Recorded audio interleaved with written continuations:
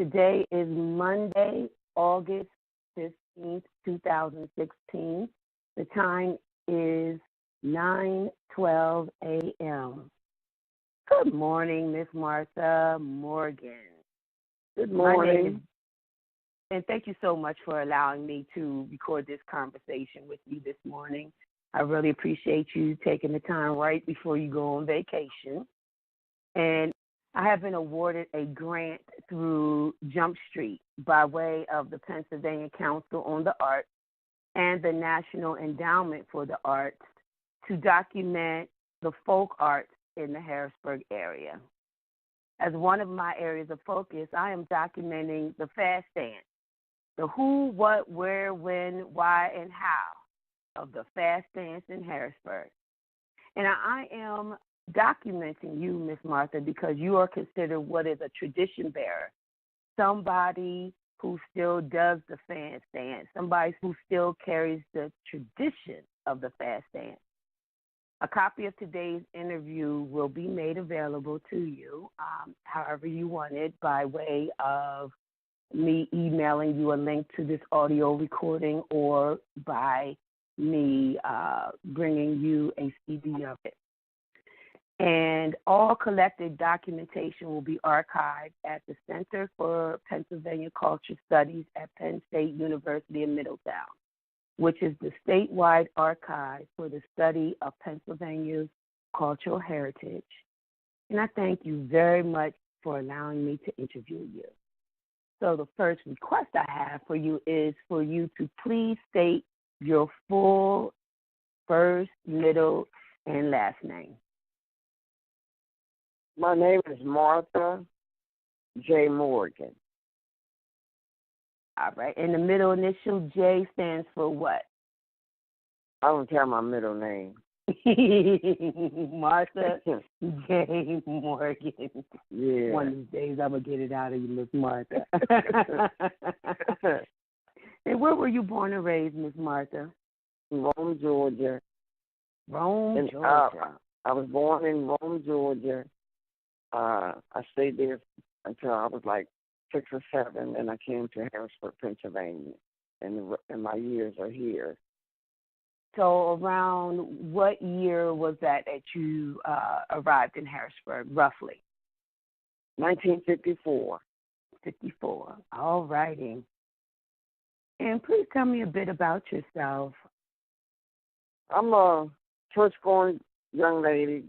Grew up in Harrisburg, Pennsylvania. There's not a whole lot I can say about myself. I do a lot of, I'm like really active in the church. I'm a member of Goodwill Memorial Baptist Church. Mm-hmm. Whatever activities that they have, I get involved within the church itself. I can't say so much about myself. I mean, I'm just an active person. I go to the gym. There's a lot of things that I do, but not strenuous that they're here to find me out, you know. But, yeah, it's not much I can say about myself, but there's a lot of different things. I meet a lot of people from all over the world, you know. So, yes, ma'am. I just like to, I'm an outgoing person, but I like meeting people from everywhere, you know.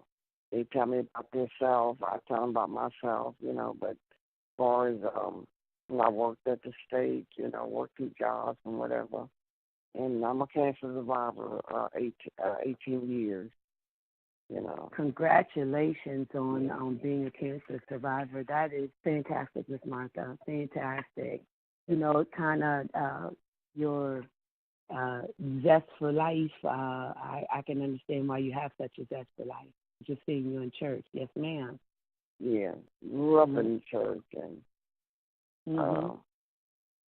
whatever things are available around the community where I live at, I get involved. You know, I like to keep up with whatever activities or it could be anything that is involved in the neighborhood, churches, or whatever. I try to participate in that situation too. But that's pretty much I can tell you about myself. And, I never know what I'm going to be doing, Some stuff I just get involved, Yes, ma'am. Yeah. So you said you grew up in the church. Now, because we're talking about the fast dance, was that something that the church did not want you to do growing up? Because I know a lot of times with churches, they don't like their parishioners to listen to secular music or to do any type of dancing unless it's Holy Ghost dancing in the church.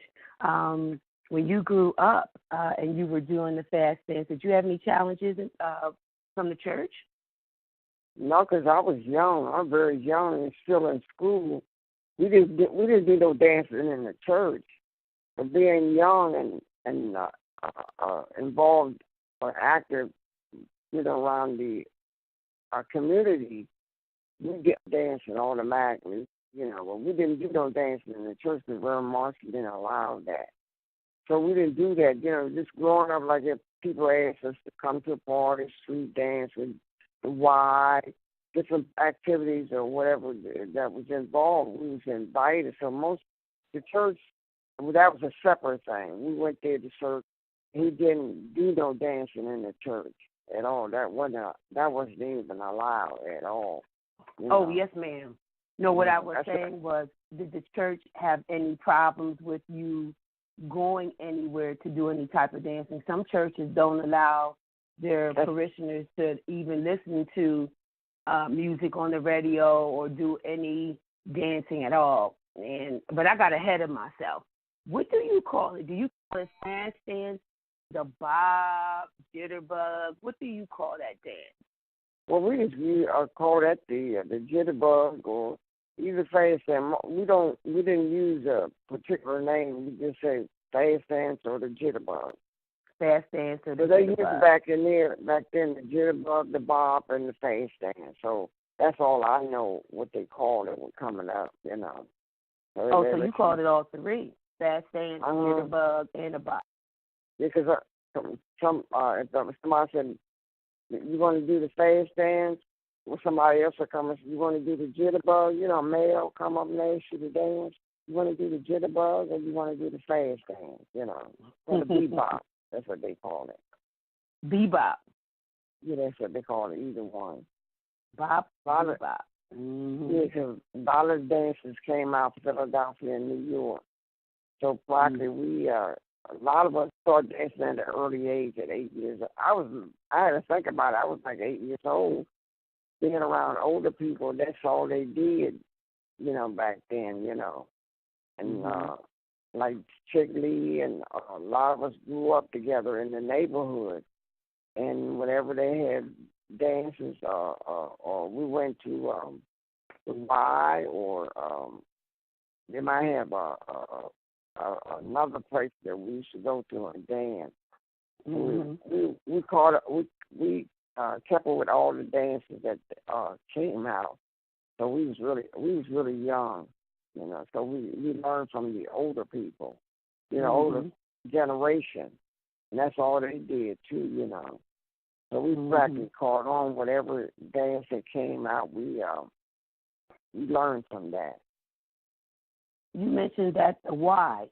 No, the Y used to be down here at between I forgot the name of the street before you get to Foster, where Labor and Industry is.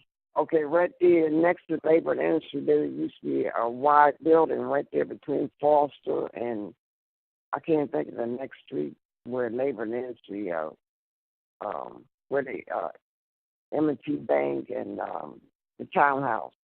I never did know the name because I know Goodwin used to be on Calvin Street, but I never did know the name of the street. But we on 5. Oh, Her Street next to the Townhouse. Yeah, Her Street. right there. Yeah, right there where the Townhouse is. Her Street, and the Y was right next to the Labor and Industry building. Oh, and okay.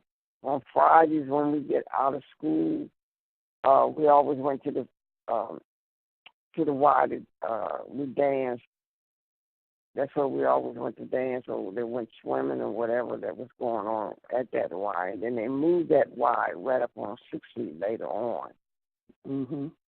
So did you continue to go dancing at the Y when it was on 6th Street?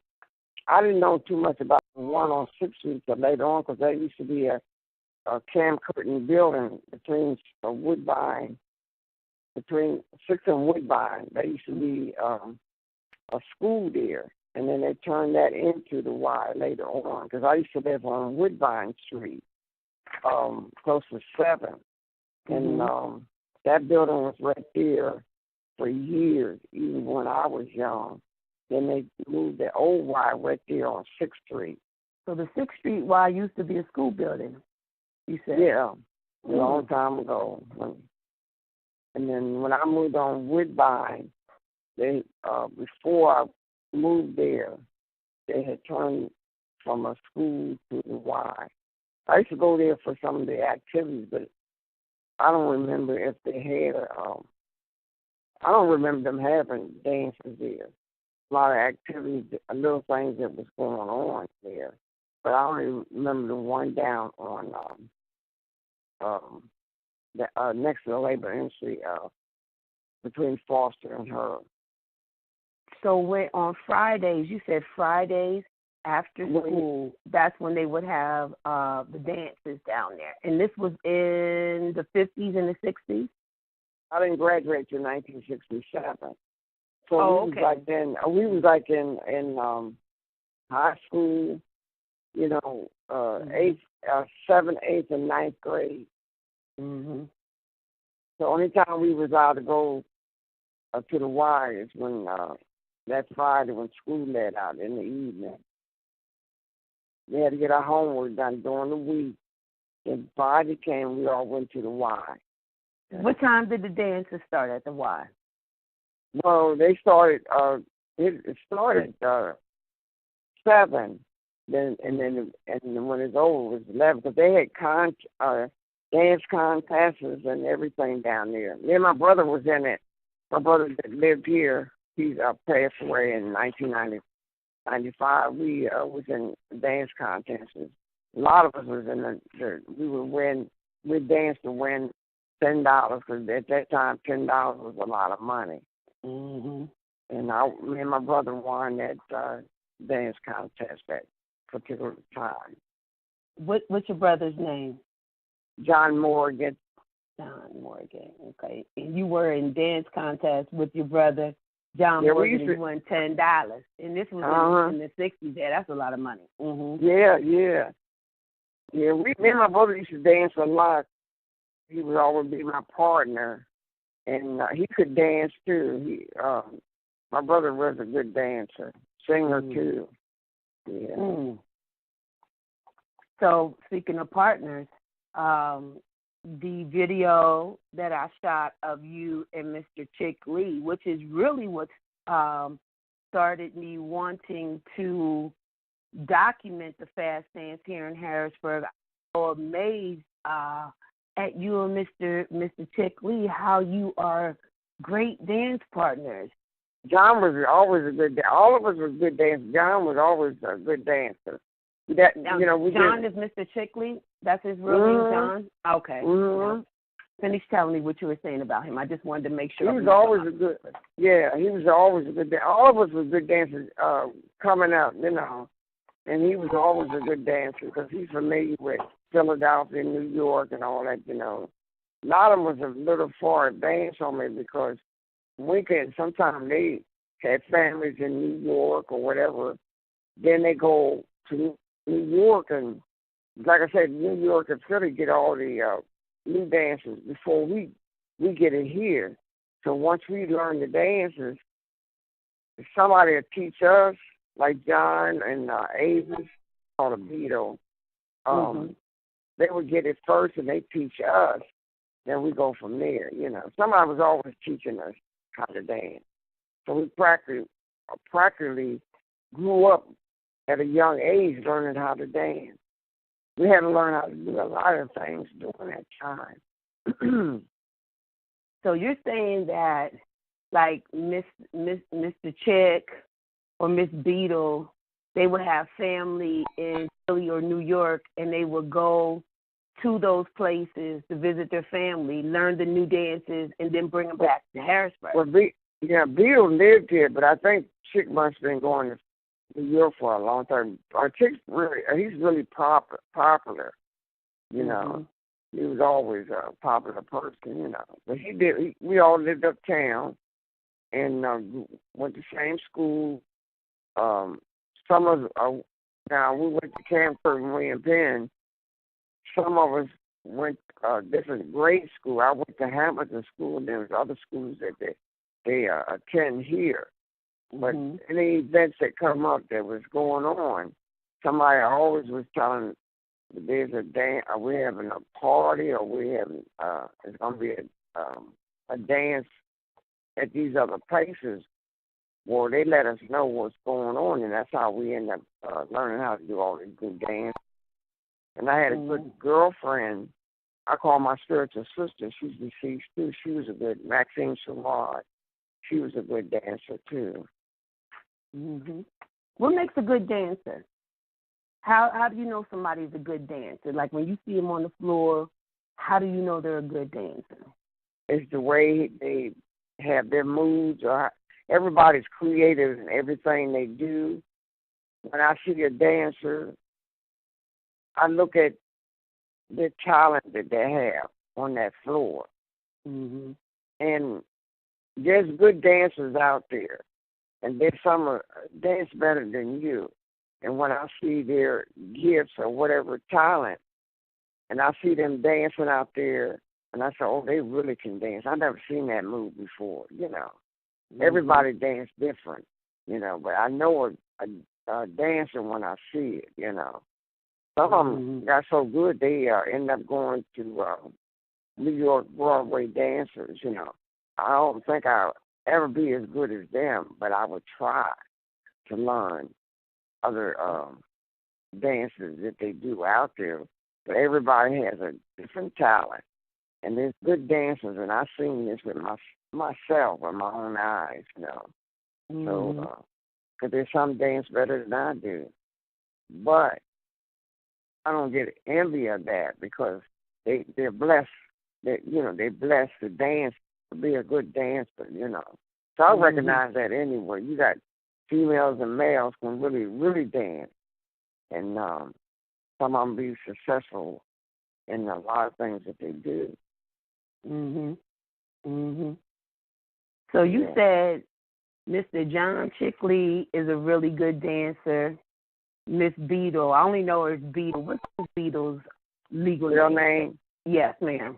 Avis Knight. Avis Knight.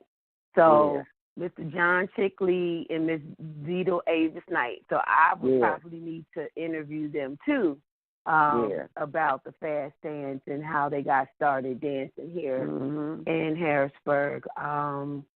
Because you mentioned them as being exceptional dancers. Oh, yeah. We all grew up in the neighborhood. We were just, the generation that we came up was really blessed. It's just a gift that, you know, that some people have. And that's all we know is growing up. But they might have been advanced on us in the beginning. And they said, well, we're going to teach you how the new dancers is out. So when somebody comes and says, well, we got this new dance, you want to learn it? So they teach us, and then we pick that up. But they was always dancers, too, you know. So Beetle and Chick them was real popular in the days, too, you know. We might have been popular. Some of us might have been popular in different things, running, track, or all that, because I did all that, too. But there's always somebody that comes along, and we never be in competition with each other. They was like out there, you know. They were just popular, you know, and they always taught us all the new dances that did come out, but they was very popular, you know. So that's how we learned how to dance. Somebody always came along, could do something better than us, but they was always willing to teach us. See? So we was the generation was we call it the baby boomers. We had to grow up. We had to do a lot of things at our age, but it was always a good thing, you know. But we didn't know somebody else came along and taught us. So either of them was real popular in the days. So when you said they were popular in the neighborhood, and you kept mentioning the neighborhood, where is the neighborhood? Like if you live on Hamilton Street, when I say neighborhood, in the surrounding areas of 6th Street, we call 6th Street to what they call Hurd Street or whatever. When I say neighborhood, we always, well, how can I explain this? Neighborhood means uptown, in the uptown area? The uptown area. That's what I was trying to say, the uptown area, you know. Mm-hmm. So when you say uptown, would that be from, let's say, McClay to Division, or would you even go further south and include Pepper and Kelker Street, Harris? They should include those? Pepper Street, from say not quite the Division, but from the busy areas. It was from say from McLean, from Woodbine to say Raleigh Street and between her and whatever, because a lot of us lived in them areas, but we always connect with each other when any events will come up, you know. The busy areas right there at Pepper Street, when they used to have the street dances. You know, they had Six and Pepper with the lounge, and there was houses all in that area. And if they had something come up, so we having a street dance, we didn't worry about having a party because there's always somebody there that loved to dance. So those were the busy areas in that. But Beetle can tell you more about them other areas. All I know is raised up from Board Street. I was raised from right here where I live at now, Boyd, from 4th and Boyd all the way up. From Raleigh all the way up to Woodbine, Emerald Streets up in that area, you know. Jefferson, you know, they was really nice areas. So the events would be within the surroundings. That's how we would get together, you know. So tell me more about these street dances that you just mentioned. What are street dances? You know, like people bring music, and then when they played the music, they always had what they call them, the big speakers? The speakers and whatever, and they had things set up, and right there at Six and Pepper, they had areas set up where, and you know, had their music or whatever. Anybody wanted to dance, you would dance within that area. So anybody never had to worry about not having a dance partner. They always had a lot of activities, you know. But that was so long ago. Wow. They don't have it no more like that no more. Because back then things was more booming. It was a lot of things going on during that time. It wasn't a dull moment, I'll tell you that. So would they block off the street right there at Six and Pepper, and y'all would just dance in the street?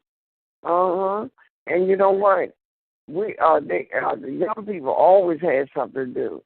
It's different than what it is now. There was always some work, a lot of us to do. You know, we never had a dull moment, you know. So when I say my upbringing or coming up, we all step back and say, I cannot complain about the, you know, we can't say nothing bad about them times because we had good times. Sounds like a lot of fun. It really does. Yeah. So would anybody just bring their equipment out on the corner of Sixth and Pepper and block off the street? Or was it the city or was it the Y? Who would do it? I don't know, because they just the people that I heard so much about, like Joe Manigault and all of them. they always have activities, but I don't know what was involved. The only ones that could tell you all that is John and Avis, because there was, like I said, we didn't have a dull moment. There was always somebody getting things together for the young people. We just didn't have a dull moment. So Joe Manigault, and I know he's with the Manigault family. They're great gospel singers, the Manigault Specials. What did Joe Manigault have to do with the street dancing? You just mentioned him while you were talking about it. Well, I think he's amazing, and a lot of things that was going on, they would get involved. They would get things started for whatever activities that they had, you know. They have a legion, and then they had a drill team. So anything that was going on, they would, whoever they would get with, and I don't know, Avis can tell you that, but whoever they would get with, they would get involved with in the neighborhood activities that was involved with during that time. You know, they knew a lot of people. They had a lot of connections. They would get that started for. They had a drill team. They marched up 6'3", whatever. It was always something going on. You know, I can't tell you because they know more about it than I did. You know. You talking about the Ephraim Slaughter Legion? The Legion. Drill team, you know. Right there in Harris, between 6 and right 7 there. They always had a parade, and it wasn't a dull moment, you know. So, but they had a lot of connection with everything that was involved within the neighborhood, you know. Because all the Manigals was real popular too, and then Joe is their cousin, you know. Joe Manigault is their cousin, you know. So he's about 80. I think he's 82, 83. I think he'd be 83 in this month, or he don't. That's in person to talk to, but he goes. Who, Joe Manigault? I'm writing his name down, and you said Avis, Beetle, and John Chickley. Yeah. Because that footage that I showed you, that I shot of you and Mr. Chick at that was Reverend Jackson's 50th birthday. Yes. You and Mr. Chick look like you have been together for 100 years because you two, you flowed so well together. How are you two able to dance together so well? What makes the two of you be able to dance together like that? That's just natural. We've been doing that for years. I mean, all of us are dancers.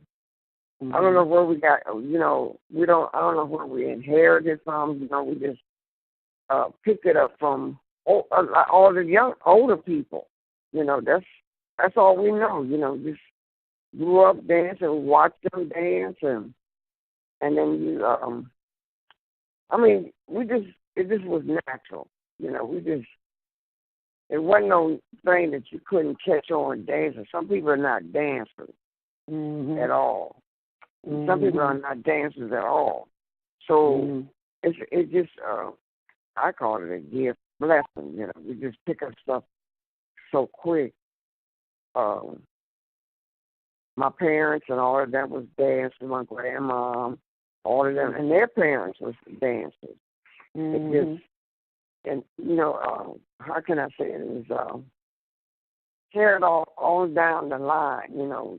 You learn from them and their families, you know, they was dancers and whatever. So my family was dancers. So it just comes natural. It's not something you have to practice on. It's just natural. You know, so I can't explain how we dance so good. No, I do understand. Because that's exactly what the folk art is. Folk art is a special knowledge of the people. And the people here that you're talking about, black people, of your generation, uptown area, the special knowledge of teenagers in the 60s, you know, that you had. And that special knowledge was like, say, dancing and fast dancing. And that held your group together. That's what folk arts are. It's a special knowledge of the people that's passed down from generation to generation. Like you said, you learn from the older people, or it's a special knowledge of the people that holds the groups together, like you teenagers at the time. That's exactly why I'm interviewing you about the folk arts, because that's what the folk arts are. It's that special knowledge that you had that you didn't sit down in school and learn. No, y'all learned it from each other. You picked it up from each other. That's exactly what the folk arts are. You hit it bullseye. Yeah, and we used to watch Bandstand and Soul Train, and every time Soul Train came on, a lot of us watched that, you know, and we learned all the dances from there. Or that they may have a cabaret. People come from Philly. They have the cabaret conventions or whatever. Wherever they come from, we all dance. It's just a normal thing, you know. But it's not something like I can't explain. It's not like but you couldn't. It just you just been blessed to know how to dance, you know. Everybody's not gifted in dancing. They're gifted in different other things. They've been blessed in other, like say you might be a poet, you know, speak poems, or it could be anything where you might be gifted in that. I might not be gifted in that. It might be something else I might have talent in, you know.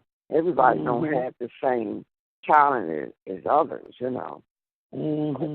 But dance is just a natural thing for a lot of blacks itself. It goes all from centuries, and you don't know exactly where you know where you inherited from. But it's just a natural thing. It's like a celebration of life to be out there dancing. Oh yeah. I love to dance. I mean, I wish I would have went farther, you know, like Broadway dance and different dances. But I didn't follow that, but go that far. But I will always love to dance, you know, because when I'm in my place, I have my music on, and and something come in my mind, another new step. I'm someone try this, you know. Or, have my radio on, music come on, I have some music on. And people will say that's what relaxes them. That's what keeps their mind focused on something else, not stress or whatever. Music is good for anybody, you know, and dancing, you know. That's what I get from. Yeah. Now, I'm going to get back to something you just said that was so important. You said when the music comes on, you'll be thinking about new steps that you can do. Yeah. Wow. It just comes to you. I'm going to try this. Or I might see somebody else, and they have a different step. Everybody have different steps and different ways of doing things. I might like the way they did that. I thought, if I could try it. And I try that. Even if you do the line dance, all these little dances, the majority, and not everybody, they try something. I'm going to put a little step in here. I'm going to see how that work out, you know. But that's just natural. What's a good song to do the fast dance or the jitterbug to? What's a good song that you remember that is like the song? I can't think of it all, because wherever music comes on, I don't really have unless it's the James Brown or R. Kelly. Wait, you talking about R. Kelly with Step in the Name of Love? Yeah. R. Kelly? Yeah. All right. And Because I like all the older songs. That's good music back then. I mean, I'm not into rap music, but all the good singers, down to Patti LaBelle or all the good singers, Temptations, or I can go way back. And all the good. That's what I call good music. But there's not one song that you remember that, I interviewed somebody else, and he said Marvin Gaye's song "Got to Give It Up" is a good, is a good song to do the fast dance. Yeah. Sure is. It's a lot of them. It's a lot of them, but I can't think of all of them right offhand. Can you think of just one? I just need one. What I'm trying to do is for every person that I interview for the fast dance, I want to get a song from them, and then I want to create like a playlist of all the fast dance songs. That one that with me and Chick was dancing off, I can't think of the name. Yes. That was the one. I can't think of what was that name of that one. I can't think of it offhand. Okay. You know what? I believe it was Deacon Wynn who was playing the music that night, and I'll get the name of it. Okay, find name of song. I'm writing it down. Find name of song that you dance with Mr. Tick too. But that's a good one. Fantastic. Let's see. I think you hit all of. And your mother was a dancer too. Yes, I'm going to interview my mother and my father. They dance lovely together. That's honestly, yes, ma'am. My daddy was my mom and dad. My daddy, oh Lord, he could dance. That's my brothers. See, I have some other siblings, and all of them can dance. And we get together, and we had a good time. Now my brother here that passed away, we was dance. I was at dance parties like the Proctors, Ronnie Proctor, and quite a few dances. Not so much as Chick, but we always danced. And the Proctors, it was a large family. Summerford, Ronnie Summerford, and all of them.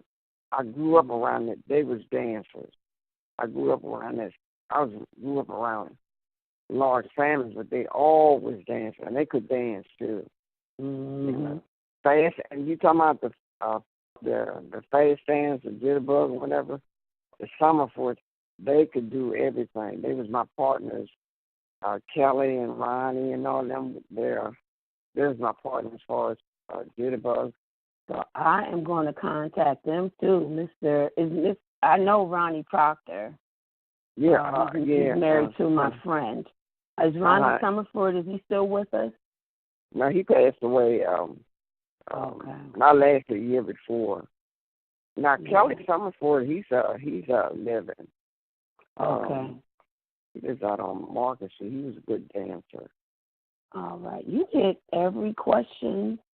You answered every question that I had here, Miss Martha. You're a wonderful interviewee. Yeah, I really appreciate you. Yeah, I wish I could answer more.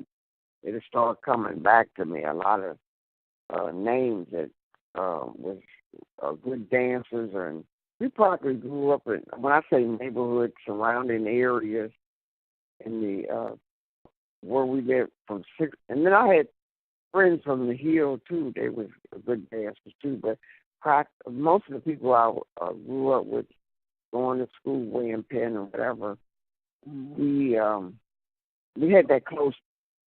Still have it to the day, So if they have anything where I live at in my recreation, where I live in the senior building in town, we still do when they have little Thanksgiving parties or Christmas parties or any activity comes up, we still dance. Because if a guy comes in and he's he goes to church, but he keeps up with all the uh, music that's out now, you know. So we still dance, we still do the jitterbug, the bob, and whatever. Any dances is out now, you know. So I can go on and on, but I'm not gonna go no farther. But probably when I get off the phone talking to you, I'll probably think of some more. Would you please write it down for me if you could? Any memories you have? Because I know you get ready to go on vacation, and you know, usually discussions like this, they stir the memories, and then you start thinking about stuff you could have said while you were being interviewed. If you don't mind, if that's okay with you, if you could just keep some notes for me, and I'll get them from you when you return. Yeah, I know your mom can dance. I was always around older people. I grew up around a lot of my age. We had to grow up, you know. So we weren't spoiled. I guess we just weren't spoiled. We just too busy trying to learn about life and everything else. So that's why we still had that close bond, you know. So, but I appreciate all the upbringing and the experiences that I have, you know. But it's a good thing. If I get Kelly Summerford's number, I can give it to you, and you tell him who referred him, and here, you know, he'll help you out too. Yes, ma'am. I thank you for that. I am going to contact Miss Beadle when I get off the phone with you, and maybe what I can do while you're on vacation is interview Miss Beadle and Mr. Chick together, talking about fast dance and the old neighborhood and how they learned and things of that nature, and even filming them as they are dancing. Yes, ma'am. Yes, ma'am. Yes, ma'am. Well, Miss Martha Morgan, on behalf of Jump Street, the Pennsylvania Council on the Arts, and the National Endowment for the Arts, I thank you so much for allowing me to interview you. I really appreciate you. You're welcome anytime. Thank you, ma'am. And so now I'm going to end the recording, but I'll still be on the phone.